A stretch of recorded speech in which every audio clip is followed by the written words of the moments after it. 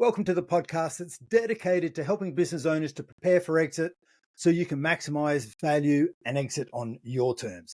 This is the Exit Insights podcast presented by Succession Plus. I'm Daryl Bates Brownsword, and today I'm joined by Richard Cowley. Richard founded a boutique consulting company called RM2. They've been going for about 25 years, and all they do is focus on employee ownership. So I won't try and present that any better, but Richard, welcome and thanks for joining me today. That's fine, Darren. A slight correction.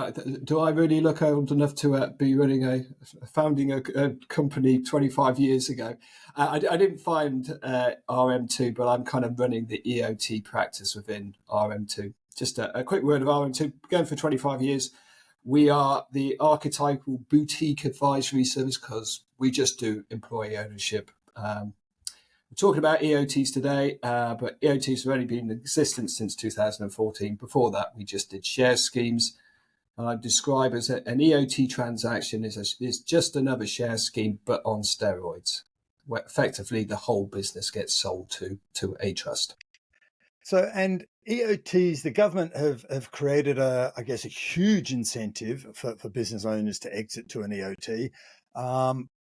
But like everything, that there's got to be some pros and cons, and perhaps today in our conversation, if we can explore EOTs, but we don't have to be limited to EOTs if they can be supplemented, cross-fertilized with other bits and pieces. I'm sure there's business owners out there going, hey, I've heard a lot about EOTs. We've had a couple of other people on the podcast talk about EOTs, but we may as well go to someone who deals with them every single day and is one of the most familiar in the UK marketplace. And I think, is it fair to say, shall we start with the first question? I think the UK is actually leading the world on this particular structure for employee ownership. Yeah, I'd say so. I mean, there's an employee ownership structure established in the US, which has been around for a lot longer and has a lot more companies which have gone down the same sort of route, but it's not the same as the UK model. So the UK model, it's employee ownership trust, but the ownership comes in as that the existing owners sell to a trust which is set up specifically to buy the company. The employee ownership part of it comes in that they become beneficiaries of the trust. So the employees on a classic EOT model, they don't actually own any shares. They're just beneficiaries of the trust, but it's an employee ownership trust set up by legislation. It is different from the US model where actually it's more about sort of direct ownership, and yes, employees kind of own shares in their own right. But it's fairly new. There's lots of other countries which are now looking at the model, getting quite excited about what we're doing. There's some real big benefits in terms of doing it the UK way. There's also some downsides, but particularly to employees, but those can be mitigated by sort of setting up a model which works for the particular company. You've mentioned, you know, one of the ways you can do this is actually put a classic share scheme, a sort of a normal share scheme on the back of an EOT transaction, which can work extremely well, which we can get into in a little bit more detail if you like. So let's explore this because and I want to explore in real, if I like, basic terms, partly to clarify my understanding, but most business owners aren't familiar with a lot of the jargon and financial structures that are used to do clever things like this, often for protection and also for tax advantages. So why don't I start and go, hey, look, you mentioned very clearly that the employees don't own the business. The trust owns the business and the employees are beneficiaries of the trust. What does this mean in layman's terms? So like if the employees don't own the business and the trust do, who is this trust and how does that work? Yeah, it's a good question, but actually it's very unusual, but it makes it it's really quite an easy concept to get your head around as long as you kind of look at the trust in the right way. Remember when I first came in and I was sort of first introduced to it, I was going, well, how does that all work? You know, what is it? Is the whole business going to be run on committee or what have you? it's not at all. I liken to the trust to effectively it's like an individual who's invested in the business. Trouble is, they don't have any money to invest in the business. So they buy the shares at a point in time, and they give the owner, the existing owner, a large IOU saying that I'm going to pay for these shares over a particular point in time. Now, they then own the company, and they take funds from the company. That may be funds which are already in existence. It works extremely well if a company has some kind of cash reserves within the business, because that can be paid over to the owner immediately. And generally speaking, there's profits paid over a period of time, sort of 4, 5, 6 years or so, depending on the performance of the company. So the trust is the shareholder, but the link to the colleagues is that they are beneficiaries of the trust. However, the true benefit to the financial benefit to the colleagues is that once the owner is paid, so there's maybe a bit of a lag to the colleagues getting true benefits, financial benefits from the transaction. The profits are then there's no one to pay out. There's no owner to take dividends. So the profits of the business are sort of shared amongst the colleagues via bonuses which are paid out of the business. So because that I guess the attractiveness of the packaging of this structure is that those bonuses you talked about can be paid up to a certain amount to employees or beneficiaries tax-free, can't they? Yeah, well, there's two tax benefits to the actual transaction. Headline one, owners can pay completely CGT free, corporation capital gains tax free, 100% relief. The second one is for the colleagues, so they can be paid up to 3,600 tax-free every year. And it doesn't need to be accrued. It happens as soon as the transaction takes place. Literally the next day, you could pay your colleagues a bonus, 3,600 tax-free, income tax-free, still got to pay national insurance, unfortunately. And if you get paid more than that allowance, you just pay tax on it, I take it. Yeah. So in fact, it's not compulsory that you have to use the tax-free benefit. I mean, personally, I should have mentioned that RM2 is actually an employee-owned business. So we take the view we can pay our colleagues a proportion of their salary tax-free. So we'd be crazy not to, and we can afford to pay it. So we max out on the 3,600. Above that, it's purely discretionary. It all comes out of PAYE, but you have to pay the tax as well as the national insurance. It's a normal bonus. Yeah. Okay. So, and one of the other, I guess, benefits of the business being owned by a trust, as opposed to all of the employees, is that you haven't got a massive share register to maintain and keep all of the documents up house and all of the complications of a number of shareholders. You now basically got one shareholder, assuming the trust owns 100%.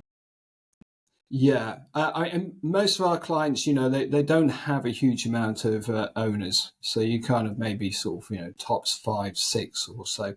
So I don't think that's really an issue. I think it's quite a smart idea the way that sort of trust's being set up, because the shares are bought by the trust and they're in the trust pretty much forever. Your colleagues, they come into the business. They automatically become a beneficiary. You can have a qualifying period up to 1 year. They leave the business, they stop being a beneficiary. There are no share certificates to sign. There's no filing to be done at Companies House. You don't have to put it on your annual return or anything like that. There is no housekeeping. It just happens. So it's really sort of usefully sort of thought through. Another thing I kind of quite helpful to sort of describe, it was, it's very openly sort of said that the legislation is designed on the back of what John Lewis does. So think of John Lewis. It's obviously the largest EOT owned business, albeit it was an EOT when it was first set up 100 years ago. but everybody who comes into the business becomes a partner or, one of the employee owners, and it just carries on from that point of view. I'll put you in there are some really key benefits of doing an EOT transaction. So most of the owners that we come across, they are effectively looking at an exit, and some of them may well have gone down trying to find a third-party buyer or a management buyout. The absolutely key benefit of doing an EOT transaction is the fact you don't have to sell to somebody else. So you don't have to go and find your buyer, you don't have to negotiate with a buyer, you don't have to go through any kind of due diligence. Your buyer can just be created. It makes the whole sort of transaction a seller-controlled transaction, and it's incredibly gentle on the business. So You bring a new owner into a business, something is going to change, almost certainly. This way, you do the transaction. The owners can stay as directors of the business. There's nothing in the legislation that says you have to exit the business at any particular point in time. You can stay as the directors. You may want to stay as the directors. Most do, because they are owed, fairly substantial amounts of money. It will take a number of years to be paid off. And they kind of like to be in operational control of the business while that happens, while they do their succession planning. So it means nothing needs to change in the business immediately. We liken it to say, well, you're changing the owner, you're not changing the business. Most transactions, you change the owner, you're going to change the business in one way or another. It means that owners can sort of do the transaction in a timescale that suits them, and then exit the company in a timescale that suits them, the business, and their colleagues. So most people do the transaction, a good sort of 5 years before they actually plan to retire or exit or what have you. And then they've got plenty of time to do their succession planning. So that's the key benefit of doing an EOT transaction rather than sort of the CGT relief. You use some interesting language there, Richard, and I'll just explore and dig into that if I can. I like the way you said, look, the owners can, they give up legal control and control of the entity, but they don't have to give up operational control. Did I understand that correctly? Yeah, no, that's absolutely right. So you sell a business to a trust.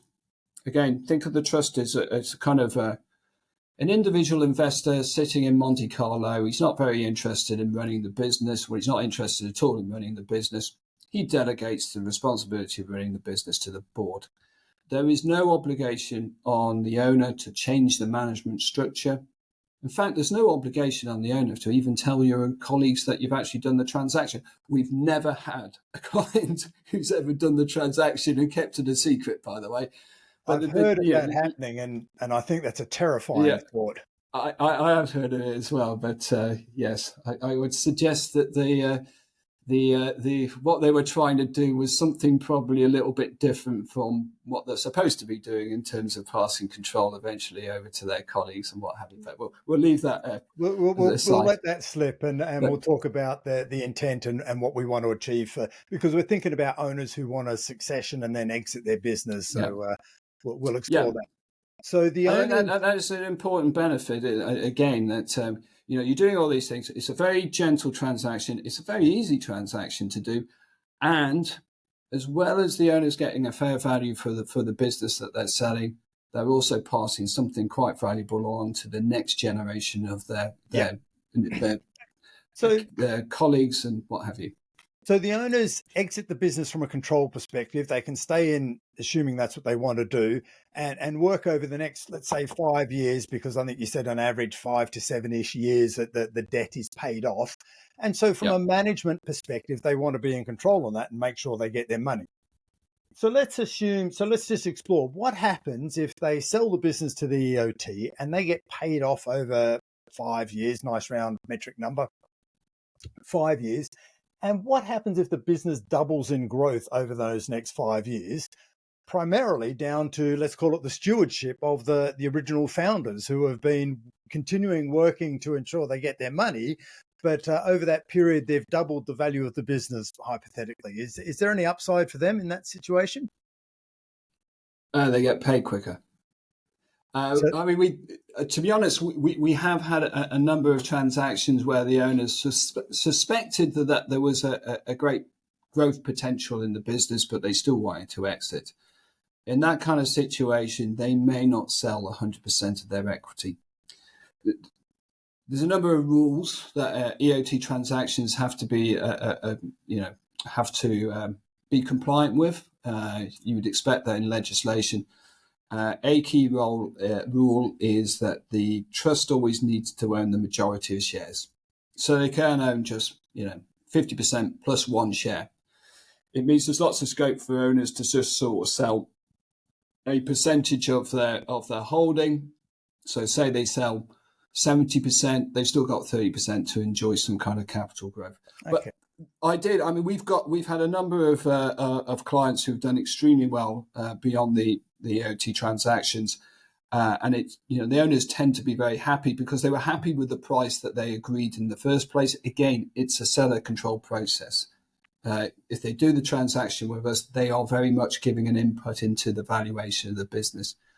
So they're happy with the price, they get their money quicker, and they can exit quicker. Yeah, you've mentioned this seller control thing a couple of times and valuation. So let's explore that, because you've said it's effectively, well, it's an internal transaction. So how was the price agreed? How was the business valued, and how do they set a price? Yeah. No, it's obviously a very important aspect of the transaction. Classic way of doing a valuation for a business is doing a multiple of EBITDA, historic EBITDA. Most transactions, EOT transactions, including our EOT transactions, will have valuations which will be using an historic EBITDA and a multiple of which. Really, we do, before we get to that point, we've already basically, the value of your business when you're selling to an EOT transaction is what your business can afford over a reasonable period of time. And therefore, if you're looking at historic profitability, well, you're not really looking at the right numbers. You've got to kind of forecast how much cash is literally going to be generated by the business over the time period in which you're expecting to be paid. So we're looking more at the future profitability and cash generation. Yeah. That is where we kind of talk to our clients, usually the owners, in terms of saying, well, this is what we're looking at your business and what's affordable for your business will be paid off within a reasonable period of time. We share all our assumptions we've used, we share our model with our clients, and we arrive at eventually a valuation that everybody is happy with. Usually at that point in time, they're kind of getting discussions with their key, at the very least, their key staff. Key staff, as you can imagine, are super, super important in these transactions, because the owners, they're exiting, they need to hand over the business to somebody else, plus they need to be these people to stay in the business in order for them to actually receive the money that they've agreed that the business is to be sold at. Yeah. So the key staff, valuation. The key staff are typically the succession strategy, I take it, to run the business once the owners ultimately leave in most situations. Massively. Yeah. And it's really important to kind of understand the consequences of the transaction to those particular individuals, and the reaction that they might have to the transaction. So if you've got, your number two who's coming up, if his expectation says he's going to have a management buyout funded one way or another, often they don't have a sort of a plan. So he's expecting to sort of take, 60, 70, 80, 100% of the business. You start talking to him about doing an EOT transaction and, he might not be very impressed by this. So you kind of need to understand what your key staff in particular want to get out of the future and how that's going to fit in with the EOT transaction. If you start having those kind of thought processes, you then design the EOT transaction in order to actually hit the objectives of your key staff. Now, they're never going to own more than, they can't own more than 49%. And you find that, there's more than one key staff member. This is where you hook into the to a share scheme on the back of an EOT transaction. Yeah. And this is where you kind of incentivize particularly your key staff to stay within the business, because you tell them to say, right, we're doing this transaction, selling the business. I'm going to take all the profits for the next 5 years, and I'm going to be paid tax-free, and this is going to be absolutely brilliant. And they say, well, what's in it for us? We say, well, you have to wait 5 years. At which point you go, oh, well, that doesn't sound very good to us. So you kind of you incentivize them to stay. You say, actually, what we're going to do is we're going to do a share scheme on the back of the transaction, and we are going to give you options. This is all a sort of tax efficient sort of HMRC EMI type scheme, Yep. tax efficient shares in order for you to actually buy in and take equity in the business. Downside for EOTs in terms of the colleagues up and coming, EOT legislation is very much designed. Think John Lewis. It's all around income and profit share for colleagues. There is no design, or it's not designed in order to give any kind of capital return. That might be important for your next generation. So if you want to give them the ability to do a capital return without selling the business lock, stock and barrel, you have to do a share scheme. You have to give them their own personal equity. This works particularly well because of the quirk of the EOT transaction. So you're selling your business, say you valued your business, say it's £10 million business. There's £1 million which can be, which is cash reserves already in the business, can be paid over to the owners. That's paid off. Some million, so it was really a equity value or a enterprise value of £9 million, but there's £9 million of debt to pay over the course of the next 5 years. If you did a paper valuation, you say, right, well, this business was worth £9 million, but it's got £9 million of debt to pay. Well, it's not worth a great deal. Sounds very negative. It is a fantastic opportunity to do a share scheme with your colleagues, because they're going to have a value that they will be purchasing their shares out, which is very, very, it's not discounted, but a very low value. Attractive. Yes. So they buy it in. By the time they get their shares, it's usually when the owners have been fully paid. The value's back up to £9 million, and they get suddenly a sort of a tenfold increase in the value of their shares. Terms and conditions are attached to share schemes, though. You still have the good leaver, bad leaver conditions. Yep.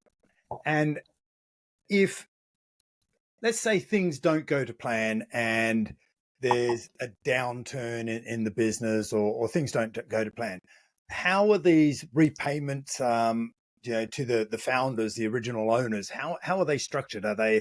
Can they be written off? Can they be accelerated? Can they, is there flexibility there? Right. So you sell your business at a particular price, but you are completely reliant on the business to generate the profits into the future in order to pay you off.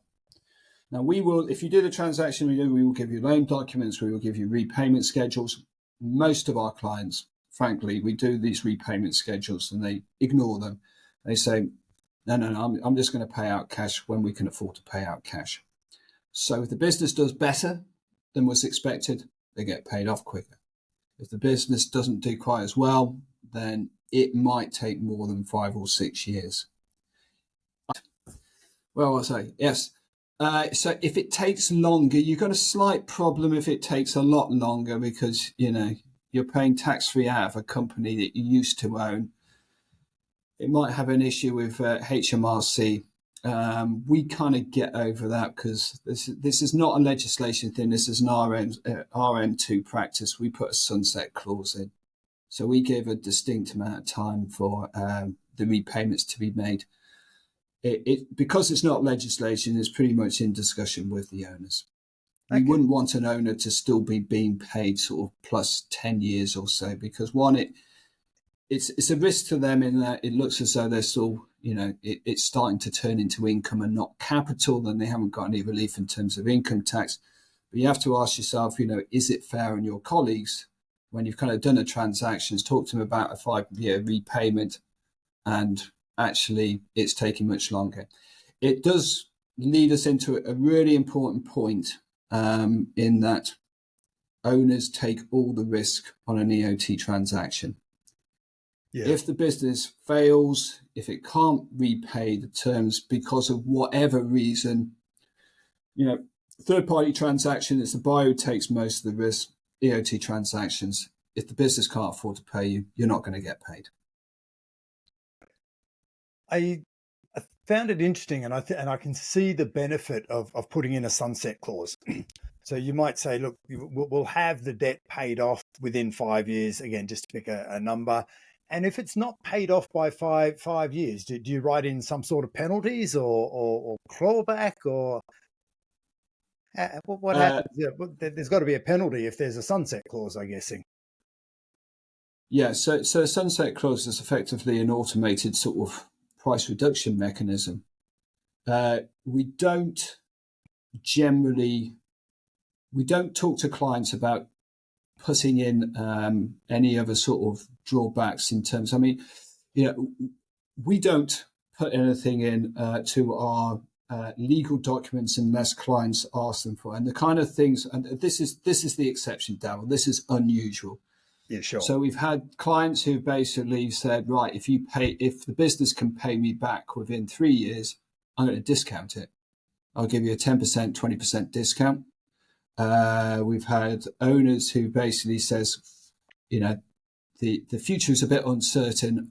We're going to kind of go through maybe a bit of a rocky time. So I want to just make sure that I'm actually not overstating the value of the business. So what I'm going to do in a number of years' time, I'm going to have another revaluation. And the terms of the sale document saying is there's only one way the value could go, and it's downwards. So we've had that, but these are very much the exception. Most of them say, no, the price is that we're going to pay out. You do get some owners who pay out, who knowingly allow their business to be valued with a discount attached. So they're expecting to be paid off, but they're kind of just, they say, well, I've earned enough money. This is now down to you guys. So I just, if you can pay me off in 3 years, all well and good. If it takes longer, it just kind of, the value of the business stays the same. It just takes longer to actually pay off. So generally nothing touches the valuation until you hit the buffers of the sunset clause, and then everything's written off. A question that some of your listeners might ask is say, well, if my colleagues are a bit canny, when you get to sort of within 18 months of the sunset clause, they're just not going to pay me because I might be able to take action against them, but by the time I've got my sort of my case together, they're going to be hitting the sunset clause, and I'm absolutely stuffed. Whereas we put terms and conditions to stop that happening. Generally, these, in the vast majority of transactions that we have done, these are friendly transactions. They are done between people who kind of work together for sort of 10, 20 years. It is, I find that owners tend to undervalue their businesses. So owners tend to be sort of quite happy with a very prudent valuation, and they really do want to pass on. They really care about their business, and they really care about their employees, and they're very, very pleased when they get all their money, especially if they get it quickly, because then they're passing it over to their colleagues. And some of those colleagues, if they've got a share scheme attached, they're now in sort of life-changing situations, and they're earning an awful lot more, and they've got a valuable bit of equity which they can sell when they choose to retire. Yeah, I think just in our experience, I've seen two types, and broadly, categorizing two types of business owners that go down the EOT route. One is that the owners have gone, look, I've worked with these people for a number of years. They've helped me grow the business. Their involvement has helped grow the valuation of the business. I want to acknowledge that. I want to reward that. I've extracted enough value out of the business. I've done really well. And if I can sell it for this and get this benefit over the next 3 years, that sets me up fantastic. And if I can ensure a smooth transition to make sure that they keep going and we have a bit of a legacy, that's sort of category one, and so they really want to look after their employees. The other one that I've seen is and sort of and not had personal experience in, but is those that have gone, yeah, well, I've tried selling it everywhere else. I can't get a deal. It doesn't look like anything's going to happen. I'll flip it to the EOT. I'll get what I can and see what happens, type of thing. It's a last ditch resort, and maybe that's the cynic in the marketplace, but it's kind of, I've really got nothing to sell. I haven't built something that's attractive to be acquired, so Yeah, it's a way of but extracting something. no, I don't think that's unusual because there's quite a lot of businesses. This is the downside. Before EOT came along and was a mechanism to sort of that anyone could pretty much sell their business. There are certain businesses out there which just aren't very attractive to third parties. Doesn't mean they're not a legitimate, profitable business. It's just really difficult to sell. So we get a fair number of clients who have tried the third party track and they go to EOT and they sort of, in the early days when people didn't fully understand it, we were explaining it to owners and they say, well, where's the catch? So there is no catch. It really does work. It really works well. So they get the chance to exit their business and they get the chance to pass it over to the next generation of directors. We have had a few businesses where owners have not really expected their colleagues to step up to the plate. In fact, I've got a classic example of this where an owner he actually sold the business at a very, very prudent value because he was very keen to retire and he just didn't have much confidence in his colleagues to actually take over the business.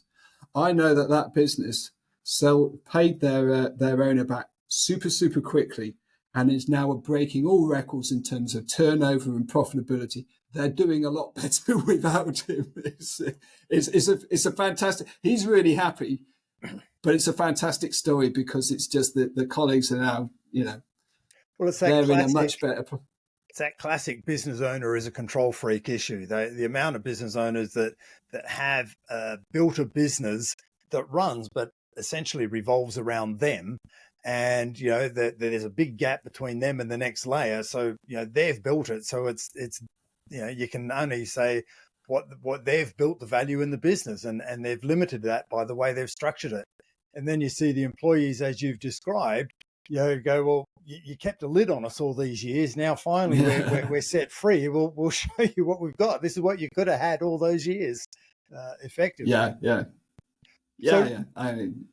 Richard, I've got one last question because it's a fascinating topic. We're big fans of employee ownership and getting everyone aligned to the same values and outcomes and goals of the organization, that everyone in the organization wins.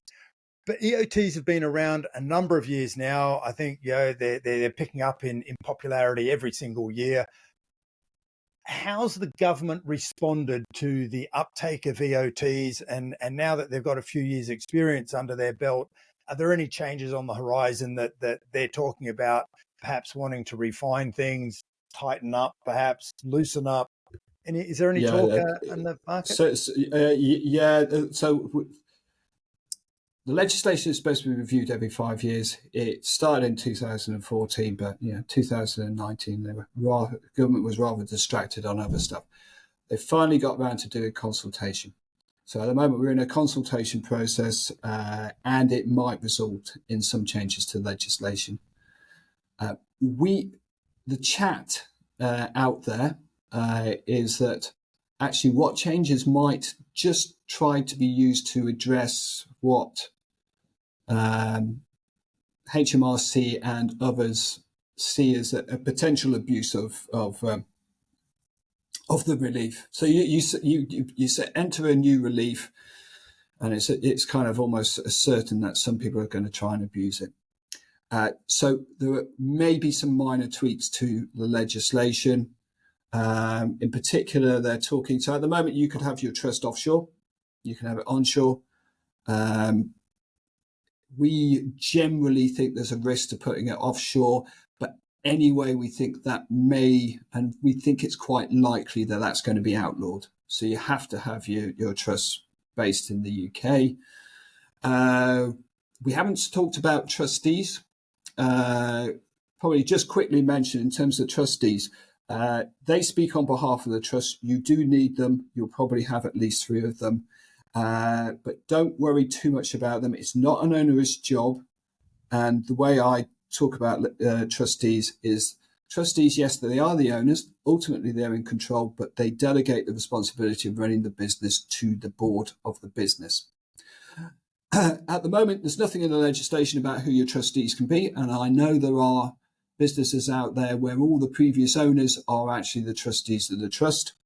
If you're one of them, I suggest you probably should change that because HMRC absolutely hate it. HMRC says you need to be able to demonstrate a change of control, and it is likely that that's going to be put into legislation. Not definite, but likely that's going to be put into the legislation. There's also rumour that in order to make sure that the trust has some independence to the operational board, that you may need to have an independent trustee. I think that's less likely because some of the businesses which are doing EOT transactions, they're not very big, they're not very profitable. And if you say, well, you have to employ this additional person who's actually not going to do that much because he's just a trustee of the trust, but you've got to pay him $5,000, $10,000 a year, it actually can make quite a dent in people's profits. I think they may work that one out and say, actually, we're not going to do that.